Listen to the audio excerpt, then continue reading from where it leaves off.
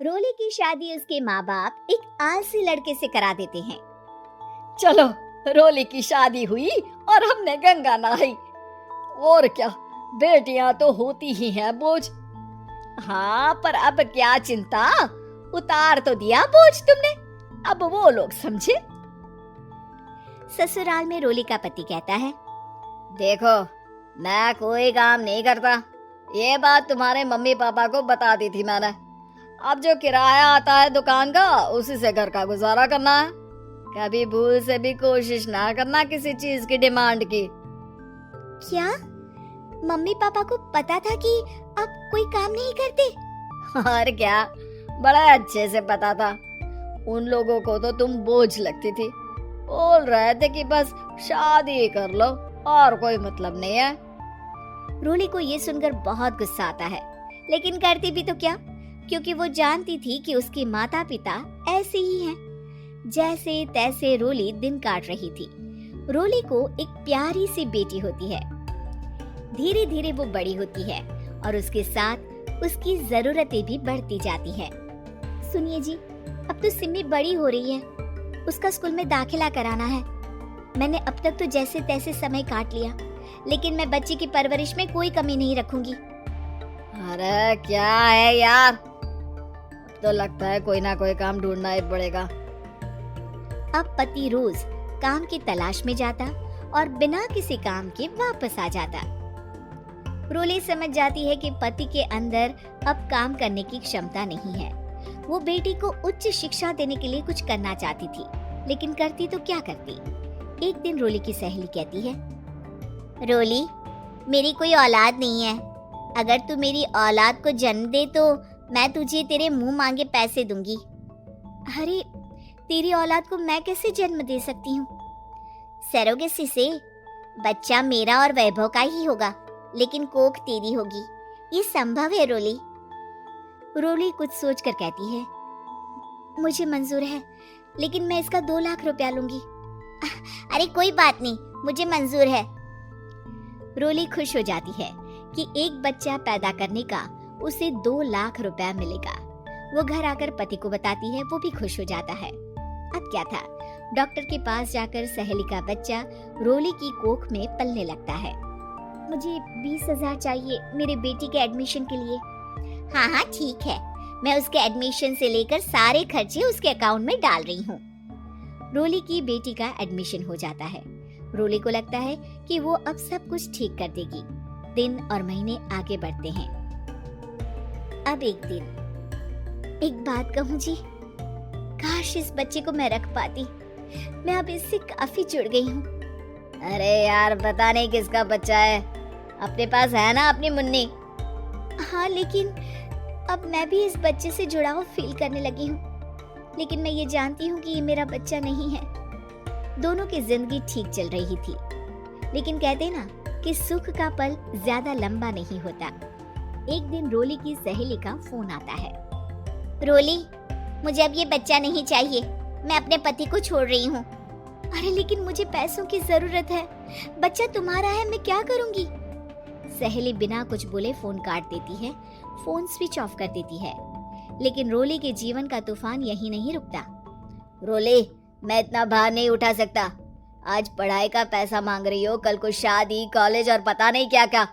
मैं तुम्हें छोड़ रहा हूँ, अपनी बच्ची उठाओ और निकलो इस घर से। अरे पर मैं कर तो रही हूँ ना बच्चे के लिए काम, आप आराम से रहिए ना।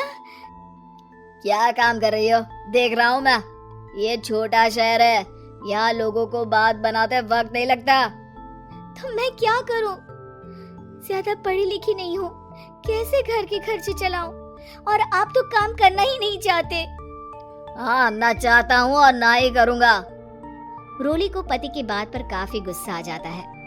ठीक है, अगर मेरे जीवन में संघर्ष ही लिखा है तो वही सही। इस वक्त पति होने के नाते आपको मेरा साथ देना चाहिए था, लेकिन नहीं, आपने तो इस हाल में मुझे घर से बाहर निकालने की बात कह डाली। देखो, ये सारी फालतू की बातों के लिए वक्त नहीं है मेरे पास।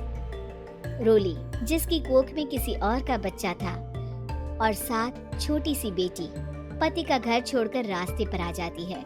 रोली के पास मायके के सिवा दूसरा कोई रास्ता नहीं होता। अरे रोली कैसी है? कितने दिनों के लिए आई है? हमेशा के लिए माँ। वो माँ को सारी बात बता देती है।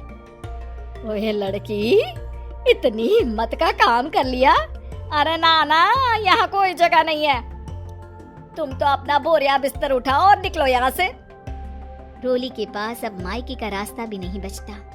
वो चुपचाप बच्ची को लेकर जा रही थी कि उसे दर्द होता है और वो डॉक्टर के पास चली जाती है और फिर वहाँ वो एक प्यारे से बेटे को जन्म देती है। कितना प्यारा है, कितने अभागे हैं इसके माँ बाप जो इसके पैदा होने पर भी नहीं है। तभी वहाँ डॉक्टर आ जाती है। रोली, बच्चे के पिता तुमसे मिलना चाहते हैं। आपका बहुत बहुत शुक्रिया। मैं इस बच्चे को पालूंगा, भले ही इसकी माँ ने इसे छोड़ दिया हो, पर मैं अपनी जिम्मेदारी निभाऊंगा।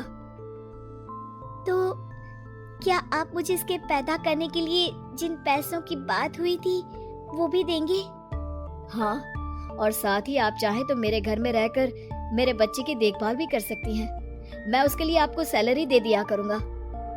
रोली को लगता है कि जैसे भगवान ने उसके लिए सुकून का रास्ता खोल दिया।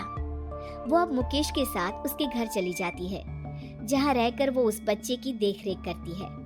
अब मुकेश के घर को रोली अच्छे से संभाल लेती है। उसके लिए खाना बनाने से लेकर बच्चों की देखभाल और घर की देखरेख। धीरे धीरे मुकेश को रोली से प्यार हो जाता है। रोली, तुम्हारी बेटी और मेरा बेटा बिल्कुल भाई बहन की तरह साथ रहते हैं। हाँ, आखिर है तो एक ही कोख के बच्चे, अटैचमेंट तो होगा ही ना। रोली, तुमने घर और मुझे दोनों को संभाल लिया। ये तो मेरा काम है। आपने भी तो मुझे छत दी जिससे मैं अपनी बेटी की पढ़ाई और भविष्य के लिए पैसे जोड़ सकूं। रोली, क्या तुम मुझसे शादी करोगी? अब मैं जानता हूँ तुम्हारी भी शादी कुछ खास अच्छी नहीं रही। रोली को मुकेश की बात ठीक लगती है। वो उसे हाँ बोलने की सोच ही रही होती है कि उसके पहले पति का फोन आ जाता है। रोली, मैं बहुत परेशान हूँ। मेरा एक्सीडेंट हो गया है। मैं चाहता हूँ तुम वापस आ जाओ। रोली को पुराने पति की चिंता होने लगती है। वो सोचती है कि वो क्या कर रही थी। हाँ ठीक है, मैं आ रही हूँ। हाँ रोली, आ जाओ, लेकिन बच्ची को कहीं हॉस्टल में छोड़कर आना, क्योंकि मैं नहीं चाहता कि हम लोगों के बीच फिर से वो सारी बातें हो। रोली को समझ आ जाता है कि पति आज भी सुधरा नहीं है। वो पति के पास जाने से इनकार कर मुकेश को हाँ कर देती है। Like, share and subscribe.